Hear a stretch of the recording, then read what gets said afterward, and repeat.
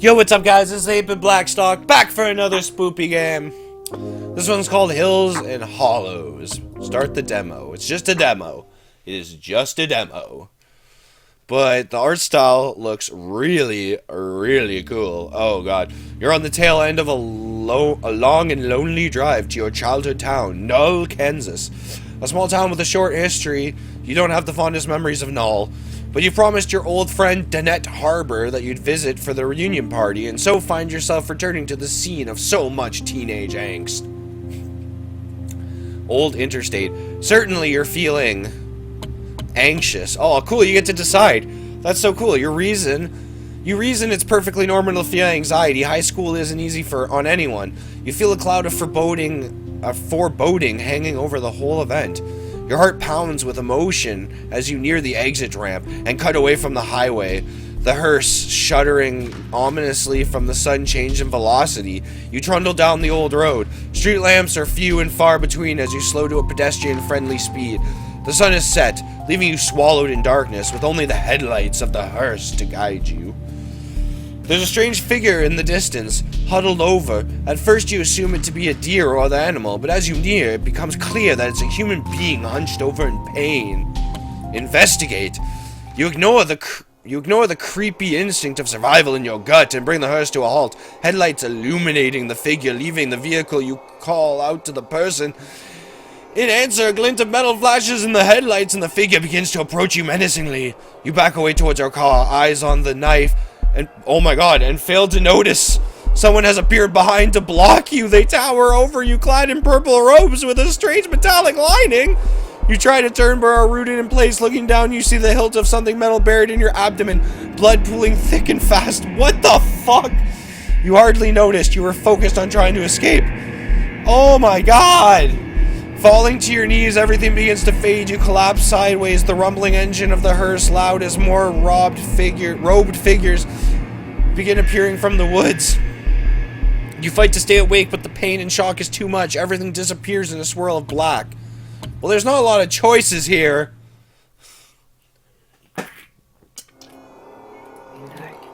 All you see is black. You're swimming in a sea of it. However, you find this appears to be a darkness you can lift. You open your eyes. Oh, no longer are you lying in the dirt, bleeding out beside an ancient hearse. You're in a small, cozy library. Candles flicker, illuminating the wizened face of a handsome cat. That didn't take long now, did it? The cat is staring into your soul. Lucky for you, I've taken pity. That end was not satisfying. A talking cat with a superiority complex. Hell has certainly gotten creative if that's where you've landed. I believe fate has another plan for you. You blink and see cards hanging in midair, each with distinctive artwork, tarot cards. You reach out, taking a card at random. The cat seems pleased with your decision. Perfect, now let's give it a try. Oh god. You're on the tail end of a long and lonely drive to your childhood town. Oh, cool, a small town with a short history. You don't have the fondest memories of Null. But you've promised your old friend Danette Harbor that you'd visit for the reunion party and so find yourself returning to the scene of so much teenage angst. This all feels very familiar. No kidding. Currently, you're feeling... oh my god, anxious. The reason it's perfectly normal. Your heart pounds with emotion as you... yeah. The road even darker this time around as you cling to the wheel, fighting every instinct to turn around. You consciously remind yourself to breathe as you drive. Almost, you convince yourself it was a dream, that the long drive made you delirious, and then the body appears again in the road. You wonder how you could ever mistaken it for an animal. Recalled tarot card. The details are vivid still, but this time around, oh my god, excuse me. You think things may work in your favor. You feel a powerful weight in your pocket and withdraw a strange card with XI Justice inscribed upon it. Invoke justice. Oh god. As you focus your mind on the card, the power of fate on the cosmos seems to bend around you. The card fades to non-existence, disappearing from your grasp. You wonder where the card is gone, but are interrupted as a car honks, making you jump. A cop car is pulled up beside your hearse on the deserted road, the figure in the street vanishing. Evening. The officer tips his hat towards you. It's not safe to linger late in these parts. Move along, please. He waits a moment while your hearse pulls ahead past where your body so recently lay. The more you try to remember the robed figures, the more the memory seems to fade, stripped from reality. You trundle down country roads, carving a familiar path towards the childhood home of your oldest friend, Danette Harbor. This is so cool! Drifting off into autopilot, you wonder about the implications of the cat and its mysterious cards of fate. You think perhaps you imagined it, or had a fit of hysteria. It wouldn't be the first time. Ooh, you've arrived at Danette's. Oh, I love these lo-fi beats. She's already outside and walking towards you, opening the passenger door and sliding in. Hello, my favorite person. Danette is brimming with party energy. It's been way too long. You and Danette have been friends as far back as you can remember. She's always been able to tell when something's bothering you, and uncannily she demonstrates that power. Danette looks to you with concern. Everything alright? You seem nervous. I'll just tell the truth. The entire truth, even the talking cat? The entire truth. Before you know it, you're rambling on about the body, the robed figures, talking cats, and tarot cards. By the end of it, you're breathing heavily and Danette's staring at you with fear. People have been disappearing lately. She's trying to find reason in your words. Danette takes your hand reassuringly. But hun, I'm sure you're just imagining things again. The atmosphere in the car has shifted unsurprisingly to awkwardness. You wonder if you made the right call as you put the hearse in drive and make for the party. Wee! Oh. Before long, you're pulling up to the old farmhouse. The sound of music can be heard faintly down the dirt path through the gate. You park the hearse and head down the path towards the party alongside Danette. The farmhouse and surrounding land is abuzz with activity. Firelight glints off the side of the house, a massive bonfire with shadows dancing about. Near the rusted-out silo stands a small group recognizable even from the distance by their makeup and cigarette smoke, the Goth Clique. I'm going to head inside and grab a drink. Come find me when you're ready, Kay. Danette makes for the farmhouse. She's being greeted eagerly by some strangers lounging on the deck. Where are you going first? Let's go to the bonfire, I guess. In the field sits a flaming pyre. Party goers clutch and sip at red cups filled with most likely alcohol. You vaguely recognize these people, but your attention is drawn to a man standing on a thick stump that has his cup raised. To the glory years! A man named Ox is shouting and a few people join him. You recall in years past, Ox maintained a certain level of fitness that has since faded, as evidenced by a thick belly. He's also more than a little drunk. A voice greets you from behind. Hey there, long time no see. You turn with a start. Don't mind Ox, he's just drunk. Everyone knows high school is shit. Wayne hardly looks to have aged a day since high school. Wayne is holding out a cup, offering it to you. Decline. You shake your head and Wayne shrugs, downing the drink in one go. No sense letting it go to waste. Alright guys and gals. Ox is calling for the attention from his raised stump of a soapbox. Find a partner and get to the woods. Careful not to get lost out there. Wayne explains the game to you. It's hide and seek. Everyone's in teams so no one wanders off too far. Several couples are already leaving for the woods as the leftovers chat and choose partners. You're among the last left with a groan. You realize Ox and Wayne seem to be the only two left unpicked. Who do you go with? Wayne. Let's go with Wayne. Oh, shit. You think you may go insane if you have to spend time with Ox. You enter the woods and half-heartedly look for a place to hide.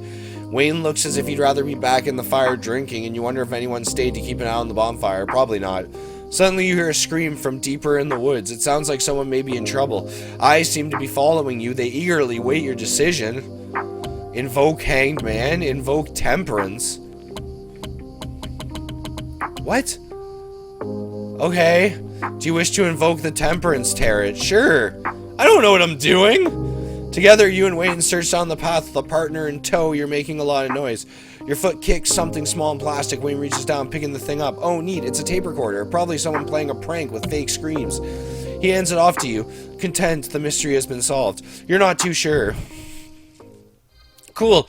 Eventually, you're back by the bonfire. Most of the early party goers have gathered around and resumed drinking. You mingle a bit longer before leaving to see what else there is to do. Okay, where to next? Okay, oh hi, you reach the silo and cough as a haze of cigarette smoke hits you. Ah, I see we welcome a stranger to our flock this night. The woman has a low, soothing voice. Most of the goths are wearing dark-colored robes. One seems to be working on breaking a padlock. Oh my god, keeping closed access to the silo. The energies that reach beyond our plane seem most strong from within this vessel. An uncloaked man, begins to explain, gesturing at the silo as the padlock finally breaks. Truly, we must take advantage of the moon's position and contact the other realm. The woman rolls her eyes heavily. What Damien means to say is that we're preparing for a good old-fashioned seance. She takes both your hands in hers and introduces herself. I'm Ash. Will you be joining us tonight as we reach into the void? Yeah! I love reaching in the void. You're shepherded into the silo, empty of grains and instead full of cloaked people. You can't help but be reminded of your earlier death. Damien is wielding an ancient-looking book. Memorize the ancient text carefully, fledglings. He goes over the chant. Ezobar memorin in laptoris. Pluman iu izu paran. Kolen mar memoretres. You remember the tape recorder Wayne gave to you and quickly record yourself saying the correct lines. You're swathed in a cloak with the others, and soon everyone is arranged in a circle on the floor with their legs crossed. You struggle to remember the chant. Soon Ash is standing. She holds a candle, lighting it ceremoniously before asking it to red. The candle makes its way around, and before long, the metal silo flickers with candlelight. Ash kneels on the floor. Let's begin. Ash leads the group through each phrase, inviting the spirits to join. As each line of the chant is called, you press play on the tape recorder to add your voice. Beneath the shadow of a hood, nobody notices your still mouth. As the chanting begins to fade, the silhouette of a woman clothed in rich fabric appears in the center of the circle. No one seems to notice her. You examine the woman. She used to be some sort of noble or person of power and holds herself confidently. She looks at you unexpectedly. Oh my god. Invoke High Priestess? I don't fucking know what any of these do. Yeah, sure. I don't know. The woman approaches you, her footsteps making no sound on the metal floor. She bends down and whispers into your ear. Regard each action carefully. If you choose correctly, you may save someone this night. She stands again, and with an elegant bow, she fades back into thin air. You find something in your hand, and you look down to find a card embossed with the chariot. It would seem we are unworthy tonight. Ash lifts back her hood, addressing the congregation. You are pulled back to the moment, remembering the gods surrounding you. Perhaps next time we may meet an entity. Go forth and celebrate that even failure we learn. Your heart is pounding at your return to the farmhouse. What the fuck? Okay, let's go to the farmhouse, I guess. You walk up to some of the farmhouse, past people chatting and drinking on the porch, and enter the house. The music is louder here, and you find it hard to make out what anyone is saying. Danette spots you by the door and pushes through the crowds towards you. Come hang out. We were just discussing the missing persons cases around Null. I heard they've all left to join some cult out west. A woman you don't recognize is gossiping. That's Brienne. And whoever they can't turn, they kill. Brienne gestures deliberately across her throat. Danette looks sick at the thought.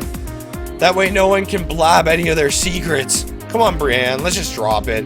We're supposed to be celebrating tonight. Excuse me, Danette raises her drink to emphasize the point. Brienne takes a hearty sip of her drink. You're absolutely right, Danette. Time for a classic truth or dare. Brienne pantomimes indecision as she sizes up everyone gathered about. Finally, she points to you. So what'll it be, truth or dare? Truth. There's some sarcastic booing as you pick the safer choice, but Brienne seems to be giving her question some thought. Okay, who are you getting with tonight? You roll your eyes. Brandon might as well be 16. Random name. You say the first name that comes to your head, muttering Ox. There's plenty of groans and laughs, but at least you're done with the questions, and it gives you a quizzical look. Really? That jerk? I didn't think he was your type at all. Danette gives you a joking wink and takes a sip of her drink. The game is still going when a light bulb shatters alarmingly with a loud pop. The music crackles away and the room is caught up in pitch darkness. Oh god. Aw damn, we've blown a fuse. The fuse box is probably in the basement. Can you take a look? Danette nudges you and you make your way towards the basement. Groping in the dark, you find your way to the basement door. It squeaks as you push it open and you can barely see a foot in front of you, let alone the stairs leading downward. Oh no. Testing your footing, you creep down the stairs until you feel yourself resting on concrete. What if I invoke the chariot? Do you wish to invoke the chariot? Yeah, what happens if I do that? You feel confident on this chosen path and notice a box nearby. Assuming this is the power of the card, you begin to dig around in the box and find a small silver lighter. Oh, cool. With a few strokes, a small flame flickers into life. Across the room, you spot a box mounted on the wall about chest height. You approach and open it, switching the blown fuse back on. The house seems to awaken, rumbling as the power kicks back on. It's easier to make out the contents of the basements now. Boxes labeled Xmas decorations, scout paraphernalia, and similar relics are stacked in boxes, a rack of clothes by an old dryer. Your gaze catches on a clothes rack drawn by a deep purple and metallic shimmer. You dash across the room, pulling down a cloak identical to your attackers. Take the cloak. Having one of the cloaks could come in handy. It might even hold some clues about who those people were. You slide it off the rack and carry it under your arm back up the stairs. The party is back in full swing as everyone cheers for the power and music, but you duck out the farmhouse through a side door, stashing the cloak in your bag. Oh my god, the night seems to be winding down, leaving you exhausted from more social interaction than you've had in years. A commotion at the barn catches your attention as you notice a large crowd gathered. You join the crowd and hear someone towards the front scream. Anxious and eager, you shove through the crowd. Words escape you as you gaze into the barn. Oh my god. Danae is beside you, looking on in horror. What the fuck? Bodies have been positioned in the barn, a look of sheer agony on each face. Their arms twist upwards as if in praise towards an enormous stag skull hanging from a post. The antlers drip a toxic-looking black liquid. The sludge has already begun to pool around the bodies, and it smells more and more like carrion left in the heat with each passing second. It's all you can do to look, and you wonder, who would do such a thing? To be contended. To be contended. Okay. Oh, are these the things I can get? Because I got the tape recorder and the hood. Okay, well, that was really cool. That was super cool. That was called Hills and Hollows, I think. I'll link the demo in the description if you guys want to play this for yourself and choose different things than I chose. I don't know what would happen if you did that, but whatever.